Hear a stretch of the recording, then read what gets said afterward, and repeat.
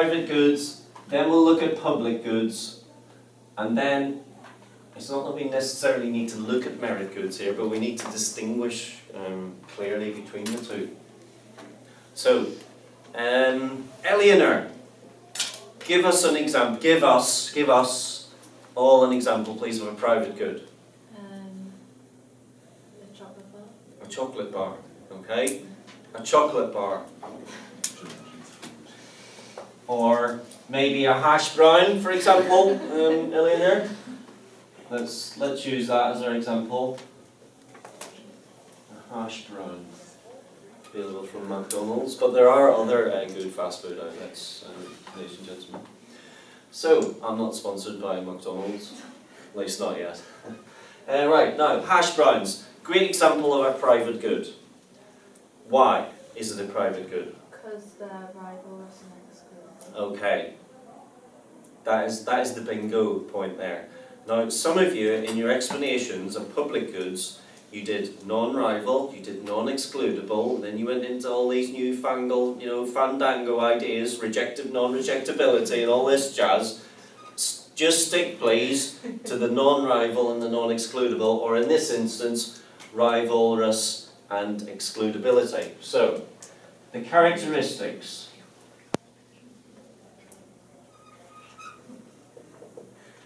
Number one, they are rivalrous or rival. Okay, so Eleanor, you've said that a hash brown, one of the key features is this rivalry, this rivalrous nature. Can you tell us all, please, what does that actually mean? The consumption of the hash brown doesn't.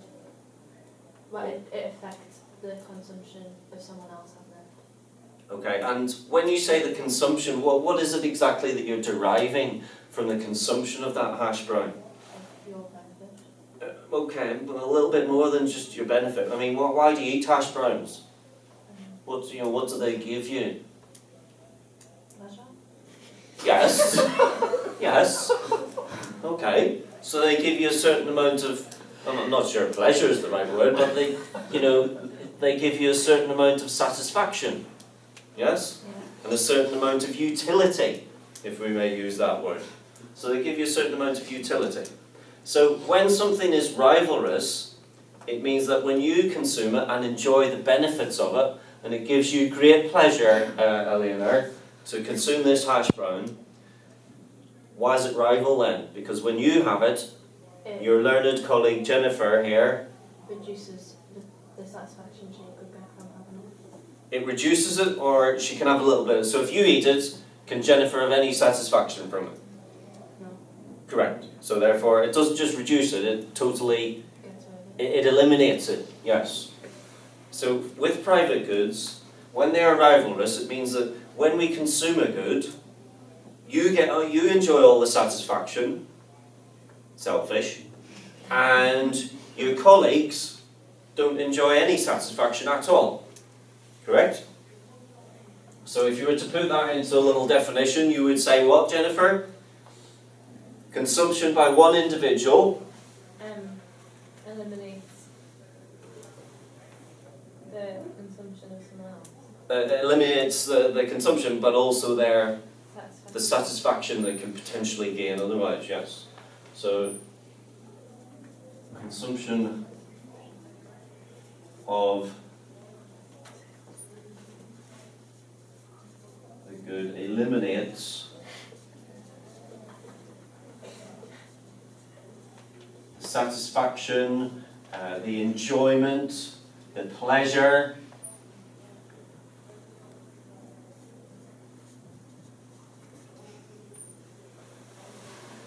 Eliminates the satisfaction and enjoyment or the pleasure received by yes.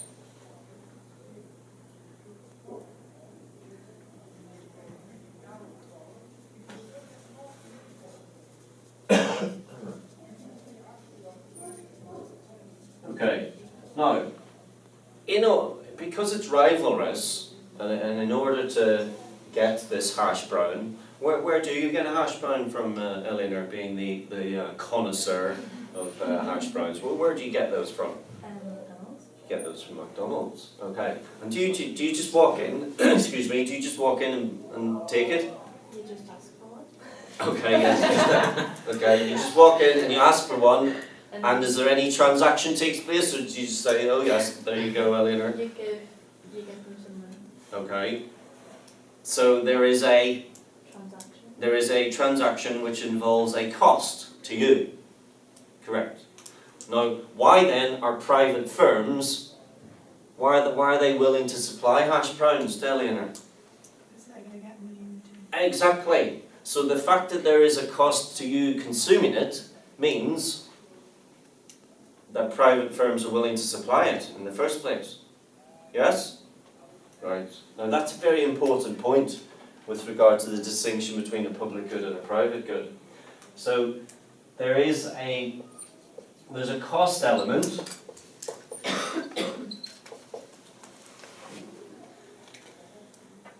As shown by your WTP. Now what's your WTP, Ian? Don't sit up too high, your ball patch there. Come on, come on. There's Jack's like this. WTP, which is willingness, your willingness to pay for something, correct?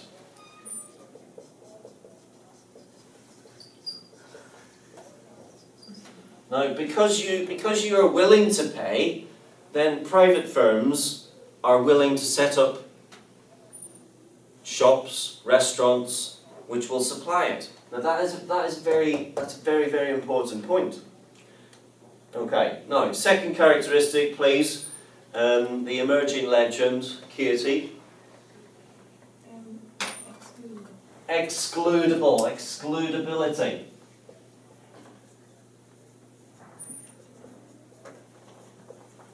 Okay. Now, Katie, just we'll stick with the hash brown example, but what does this word excludability mean? Not everyone is like able to have it. Like, Not everyone? I mean, if Eleanor shared, we'd all be able to enjoy it, but let's assume that Eleanor just has the whole hash brown to herself, so no one else can have it, okay, that's a fair point. But what else prevents us from having it? cost. Yes, there is a price involved here because there is a charge. So if you're being charged for it and you're willing to pay for it, then you can have it. But you can be excluded from having it if you, unlike Eleanor, just walks in and says hash browns please, and they just go over the counter. But there is a cost here, and that cost is also one of the reasons for the excludability. Now, Jack, why does that differ from a public good? Because there isn't a cost to a public good, so if somebody else uses them, you can use it as well. Yes, you can't prevent people from consuming it. So in this case of a private good, so you can, it is possible to prevent people from consuming it, from consuming the good. And Ian, why is that? Because they have to Because they have to pay for it. Otherwise, you would be known as what, Eleanor? Free riding. No, a thief. It is possible to prevent the people from consuming the good because there is a charge. You have to pay for it. And again,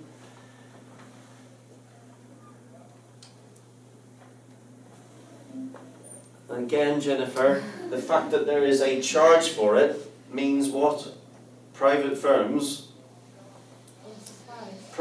are willing to supply it because they know that, okay, there is a market here, so there's not a missing market, there is a market for hash browns, so as a consequence of that, if you wanted another hash brown, what would you have to do?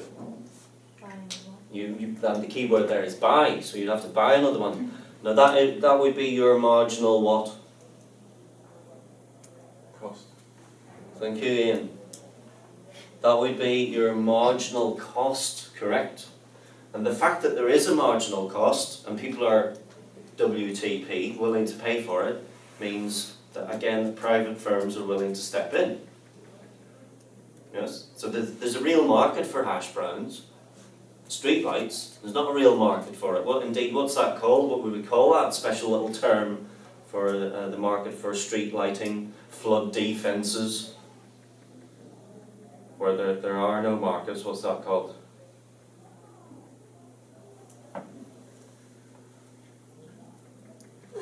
There's a gap in the market. It's called a, have you heard the term missing markets before? Yes. Yes. Okay. So again here, the fact that there is a marginal cost and people are willing to pay for it, that means that private firms will step in. Now, when you get a question on public goods, start by doing that. It's a much better way to approach the question. And in these exemplars, which I'm going to show you, you will see that the better candidates have all done and achieved better marks because they started with this, talking about private goods. Okay, now public goods. First of all, let's get straight the examples.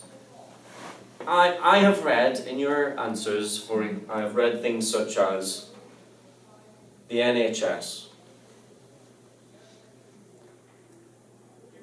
Correct or not correct for public good? Not correct. What is it? No, not correct. Okay. I have read education schools. Jennifer? No, it's America. Okay, so what's the difference between what is the difference in your mind between a public good and a merit good? Public goods would be goods which, if left to the free market, would be public goods. No, don't be writing that down, Katie, just because it's Jack saying it. You think, it's all gospel when it comes from this lad. No. Public goods are things which, if left to the free market, in other words, to us private individuals, and we're thinking street lights here, if left to the free market, how many street lights would be made? None. None. So the difference between public goods and merit goods is, if it's left to the free market, public goods, there would be no public goods produced. Whereas merit goods, such as health and education, they would be produced, but they would be... Yes! Eleanor!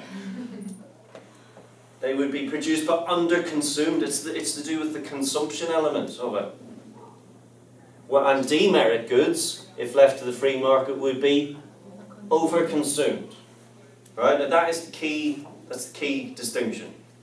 So on that basis, public goods, and you'll know this anyway, so your standard textbook examples are street lighting, as we mentioned.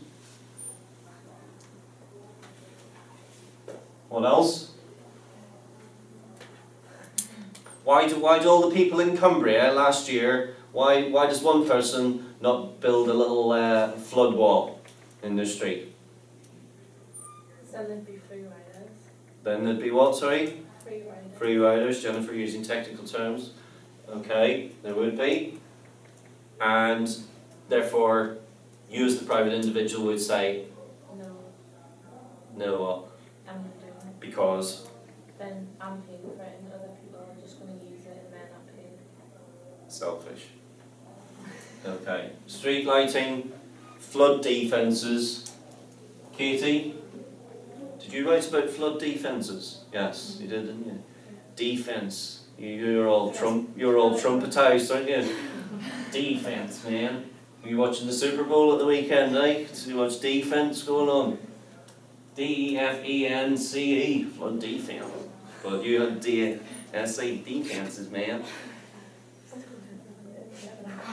Flood defences, man. Oh yes, going live. Right, what else? When you're out in a boat and you come towards rocky shores, You'll be prevented from crashing by Lighthouse. Ian Lighthouse, yes. Now those are your standard sort of examples. But the key point is, as we said, if left to the free market,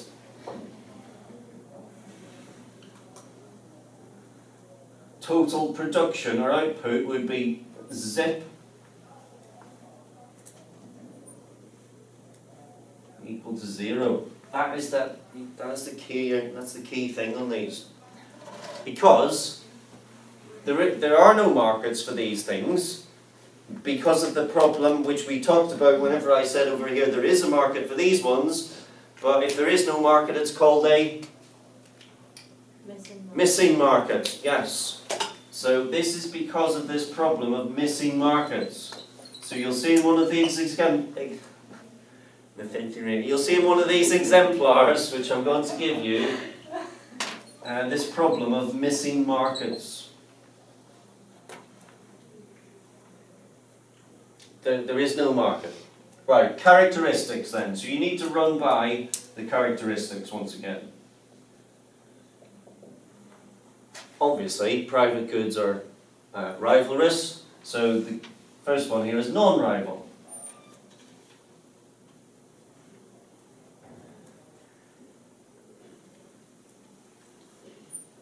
And what does that mean exactly, Jack? Sit up straight, Jack, just relax. Go on. Consumption of the good doesn't. Consumption of the good, be it streetlights, defence or lighthouse, Doesn't. by one person.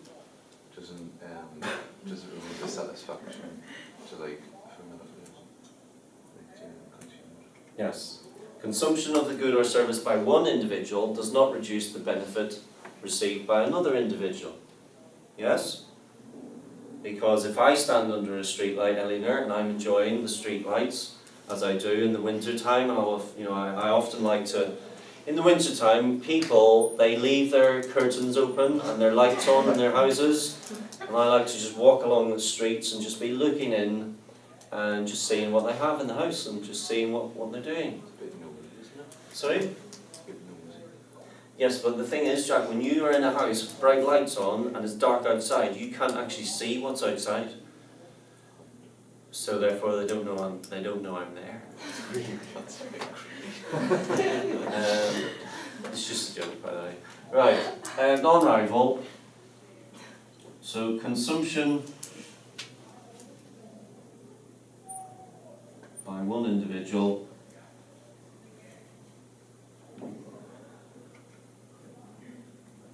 does not reduce benefits received or enjoyed by another. Flood defence. We've got a big flood wall and it protects my house, more than likely it'll protect your house. Defence. Lighthouse, we're all out in our sailing boats at the weekend and hits a bit of choppy waters. Well, I can enjoy the benefit of the lighthouse. It can, keep me safe, and it will keep you safe as well. Okay, and then one other thing then.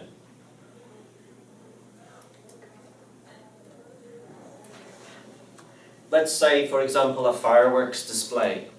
Okay, now I'm not a big fan of fireworks generally. I'm certainly not a big fan of people knocking on my door around that time of year. But let's say fireworks displays. If you've got rockets going up and so on, and we're all looking in amazement at them, and I can see them, Eleanor, and you can see them, just because you can see them, does that reduce the benefit that I get? No. Right. So what's the marginal cost to me of watching the fireworks display? 0. 0 again. Mm-hmm. So therefore, why would the private firm not be willing to get involved in that? Because there's no cost. Yes. What is the marginal cost to me, Eleanor, of standing under this light? Okay, I'm enjoying the benefits of this. Are you enjoying the benefits of this light? Yeah. It's absolutely tip-top, isn't it? It's absolutely fabulous light, that. Look at it. So you've got a tip-top light there. What's the marginal cost to you of enjoying the benefit of that? 0. 0. Would you be willing to pay for it? No. So because the marginal cost is 0, whereas over here there is a charge, because the marginal cost is 0, no private firm will be willing to get involved in the market. Yes? So this whole notion of marginal cost, MC being equal to 0, this is a very important point.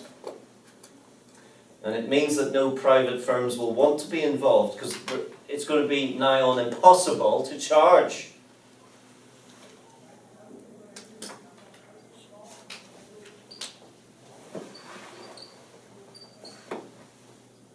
You know, the private firms will not see a profit-making opportunity.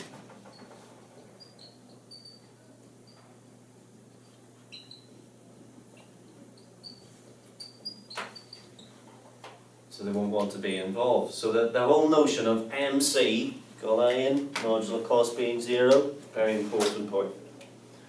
Right, the second one then, non-excludability. Non-excludability. Non-excludable.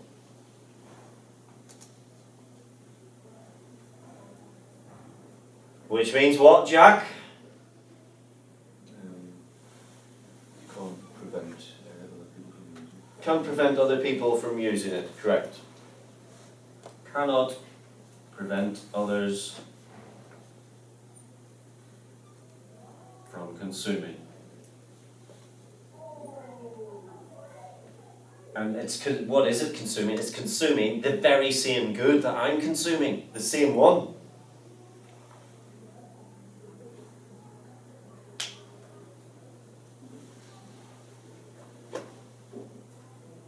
And again, because of that, Jennifer, the marginal cost 0. is 0. So again, private firms will think, well, you know, how on earth are we going to make anything out of this when the marginal cost is 0? Sorry, what time is it there, Jennifer? Just one of my students with a little, what's that one?